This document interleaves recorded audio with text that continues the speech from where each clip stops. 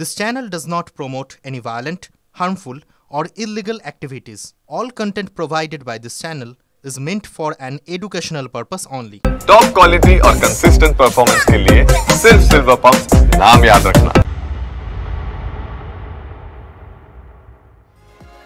এরই মধ্যে আবার মধ্যমগ্রামে মধ্যরাতে আইইডি বিস্ফোরণ এমনটা পুলিশ অনুমান করছে। তার কারণ বিস্ফোরণের ধরন দেখে মনে হচ্ছে ইম্প্রোভাইজড এক্সপ্লোসিভ ডিভাইস আইইডির এই বিস্ফোরণের সম্ভাবনা, সেটা পুলিশ ওড়াতে পারছে না। আপনাদের আরও একবার জানিয়ে রাখি, মধ্যমগ্রামে মধ্যরাতে বিস্ফোরণ হয়, আইইডি বিস্ফোরণ বলে পুলিশ অনুমান করছে। কিছু ডিটেল আমার সহকর্মী সিজারের কাছে রয়েছে। সিজার, আমি জানতে চাইবো যে এখনো পর্যন্ত পুলিশের অনুমানের সত্যতা কতটা সামনে এসেছে? আইইডি বিস্ফোরণ কি আদৌ? দেখো, প্রাথমিকভাবে পুলিশের সন্দেহ করার যথেষ্ট কারণ রয়েছে, যেটা কোনো লো ইন্টেন্সিটি অর্থাৎ কম তীব্রতা যুক্ত আইইডি বিস্ফোরণ ঘটেছে। কারণ বিস্ফোরণ স্থল সেখানে যখন যাওয়া পুলিশ প্রথমে পৌঁছয়, সেখান থেকে বেশ কিছু জিনিস উদ্ধার হয়েছে এবং যে বিস্ফোরণের যে ধরন, সেই ধরনের সঙ্গে কিন্তু সাধারণভাবে যে সুতুলি বোমা বা সাধারণ যে পকেট বোমা, সেটার সঙ্গে কিন্তু সেইভাবে মিল নেই।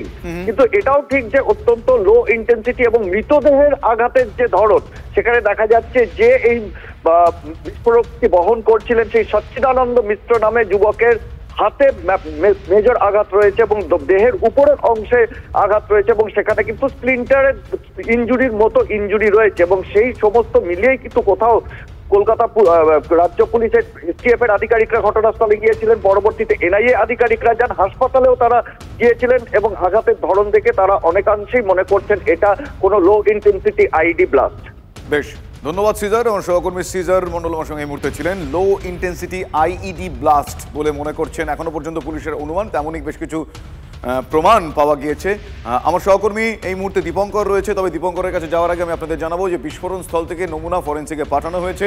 বিস্ফোরণে মৃত্যু হয়েছে উত্তরপ্রদেশের এক যুবকের। তার পরিবারের সঙ্গে পুলিশ কথা বলছে। হরিয়ানায় একটি কারখানায় কাজ করতেন এই যুবক, যার নাম সচ্চিদানন্দ। গতকালও সচ্চিদানন্দের সঙ্গে কথা হয় তার পরিবারে, কিন্তু তিনি কিভাবে মধ্যমগ্রাম পৌঁছলেন সে প্রশ্নের উত্তর বোধহয় এখনো মেলেনি।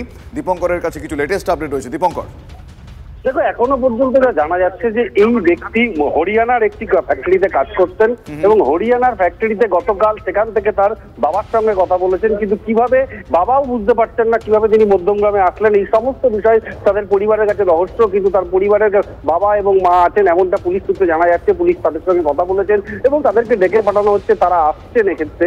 কিন্তু কিভাবে উনি হরিয়ানার ফ্যাক্টরি থেকে মধ্যমগ্রামে আসলেন এটা কিন্তু পুলিশের কাছেও ধোঁয়াশা। এবং একই সঙ্গে যে বোমাটা ছিল সেটা কিন্তু যথেষ্ট শক্তিশালী বোমা, এমনটা প্রাথমিক অনুমান। এবং যেমনটা সিআর বলছিল যে এই যে মৃতদেহের যে চিত্র, সেটা দেখলে কিন্তু এই ধরন বোঝা যাচ্ছে একটা ভয়াবহ শক্তিশালী বোমা ব্যবহার করা হয়েছিল এবং এটা কি উদ্দেশ্যে নিয়ে আসা হয়েছিল এখনো পর্যন্ত পুলিশের অনুমান যেটুকু আমরা জানতে পারছি দীপঙ্কর, সেটুকু আমরা কিছুক্ষণ আগে দর্শকদের জানাচ্ছিলাম যে আইইডি বিস্ফোরণ কিন্তু কিছু লো ইন্টেন্সিটি আইইডি এক্সপ্লোসিভ সেখানে এক্ষেত্রে সেই বিস্ফোরণ হয়তো হয়েছে, কিন্তু গোটা বিষয়টা এই মুহূর্তে তদন্তের আন্ডারে রয়েছে, তদন্ত চলছে, জানতে পারা যাবে যে কিভাবে এই বিস্ফোরণ হলো। শুনলাম কাজে আসি, শুনলাম যে কি বোম বাস্টিং না কি হয়েছে, জাস্ট এই উপরে ব্রিজ পাশে স্কুল, একটা বাচ্চাদের স্কুল, আতঙ্কিত তো সবাই থাকবে অবশ্যই। এখনো পর্যন্ত একজনই যে ব্লাস্ট হয়ে মারা গেছে। হ্যাঁ, আমরা তা সেটা শুনলাম, সেটা সে ব্যাপারে আমরা চাই সঠিক তদন্ত হোক। আমরা তো এখানে সবসময় কাজ করি, আতঙ্কিত থাকবোই, কিন্তু আমি তো চিন্তা করতে পারি না এইসব ঘটবে। কালকে রাত্রিবেলায় আমরা তো এখানে ধরে নেন 10টা সাড়ে 10টার মধ্যে আমরা দোকানপাট বন্ধ করে দিই। রাত্রিবেলা শব্দ শুনতে পেরেছিলাম, তখন ওই 12টা সাড়ে 12টা বাজে। তারপরে আর আমরা তো আর বেরোইনি, কারণ রাস্তায় কি হচ্ছে, আর আমার তো সমস্ত শাটার দেওয়া। তবে আমাদের মধ্যমগ্রাম তো খুবই ঠান্ডা প্রকৃতির ছিল, হঠাৎ দেখছি এই সব। এর থেকে আর আপনাকে আমি কি বলবো। একটু ভয় লেগেছিল প্রথম দিকে, কিন্তু এখন আর সেরকম কিছুই না। আমাদের ভেতরটা, আমাদের স্কুল গ্রাউন্ড এবং ক্যাম্পাস পুরো নিরাপদ। বাকিটা পুলিশ নিশ্চয়, অভিভাবকরা আতঙ্কের কোনো দরকার নেই। আমরা ভেতরে রয়েছি, আমাদের স্কুল ক্যাম্পাসে কিচ্ছু ঘটেনি এবং আমরা সকালবেলা আরেকবার চেক করিয়েছি কোথাও কোনো কিছু আছে কি না। আমাদের স্কুল গেটের ভেতরে কিচ্ছু কেউ আসেওনি। বিভিন্ন রাজনৈতিক দলের প্রতিনিধিরা তারা কিভাবে দেখছেন বিষয়টা, তারা কি বলেছেন একবার শোনাবো আপনাদের। প্রতি 3 মাস অন্তর অন্তর আমাদের রেগুলার ইভেন্ট, এটা রেগুলার ইভেন্ট এবং পশ্চিমবঙ্গে এই মুহূর্তে সমস্ত দেশের অপরাধীদের আশ্রয়স্থল হয়ে গেছে। দেখবেন আরও কিছুদিন পর হয়তো উগ্রপন্থীরা এসে মিটিং টিটিং করবে, আর মাননীয় মুখ্যমন্ত্রী পুলিশ তাদের পাহারা দেবে, সেফ প্যাসেজ দেবে, এনে তদন্ত হওয়া উচিত। এই ধরনের ঘটনা মধ্যমগ্রামের মতো শহরে বাঞ্ছনীয় নয়। যাই হোক, এর জন্য আইন যেভাবে চলবে সেইভাবে আইন অনুযায়ী, এটা তো বোঝা যাচ্ছে না, এটা বোঝা যাবে যখন পুলিশ অনুসন্ধান করে বার করবে। এবং আমার মনে হয় যে এটার মধ্যে দিয়ে মধ্যমগ্রামের বাতাবরণকে আবার একটু কোনোভাবে উত্তেজনা তৈরি হচ্ছে, বিশেষ করে স্কুলের সামনে। মধ্যমগ্রামের লোকরা, বাসীরা এতে আতঙ্কিত হওয়ার কোনো কারণ নেই।